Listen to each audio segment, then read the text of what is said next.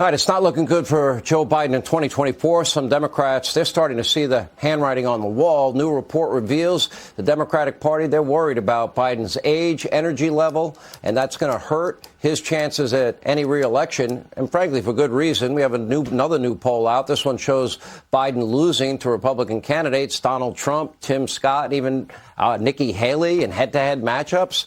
I mean, well, that's a lot of losing. Joining us now, presidential candidate Nikki Haley. Governor, ambassador, I don't know what to call you anymore. I would think UN ambassador is low on the list. Good to see you. Thank you. Good to see you. It's Nikki. Those are moments in time. Okay.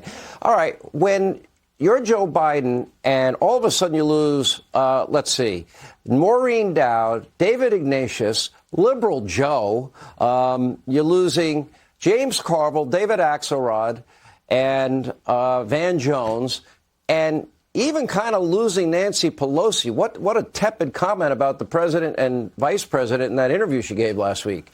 Is it over for them?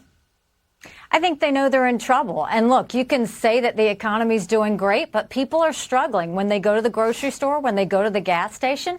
They see it with crime on the streets. They see it with an open border. They see it with the lack of transparency in schools in which, they're wanting parents to turn over their kids to the custody of teachers unions. It's a problem, and he knows it. But the reality is he's trying to just win this election so that Kamala Harris can be in office. That's who we're really running against. But it doesn't matter whether it's Joe Biden. It doesn't matter if it's Kamala Harris. We're going to wipe them out without any question. You saw that a couple weeks ago. A Biden strategist said that the number one person they didn't want to go up against in a general election was me. And there's a reason, because they know that we'd take care of them pretty quick.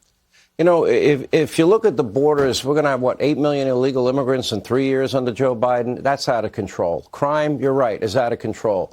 Look at gas now, $4 a gallon and going higher. We're going to be over $100 a barrel for gasoline.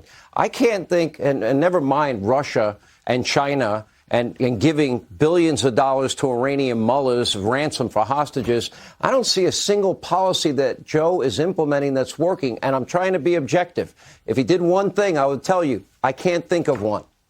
Well, look, Sean, he gave his entire speech to the world, the one that you wait on every year, where you tell the world where America's going. And what did he talk about? Climate change. He didn't talk about the fact that China's buying up our farmland or stealing intellectual property or putting a spy center off our coast in Cuba. He didn't talk about a Chinese spy balloon going overhead or the fact that they've killed enough Americans with fentanyl than the Iraq, Afghanistan, or Vietnam wars combined. No, he talked about climate change, and he talked about China being a competitor.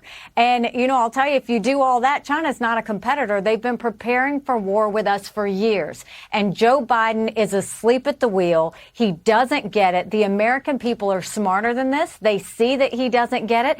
And it is time for a new generational leader. Republicans have lost the last 7 out of 8 popular votes for president. It's time for us to change that. We should want to win the majority of Americans. I'm going to make sure we do that. And we're going to make sure that Joe Biden and Kamala Harris are out of office. Could you imagine if I wanted to go to China and buy thousands and thousands of acres of farmland, ranch land, land near their military installations, the way that's happening in this country? That would never happen. They're not that stupid. Why is America allowing this to happen?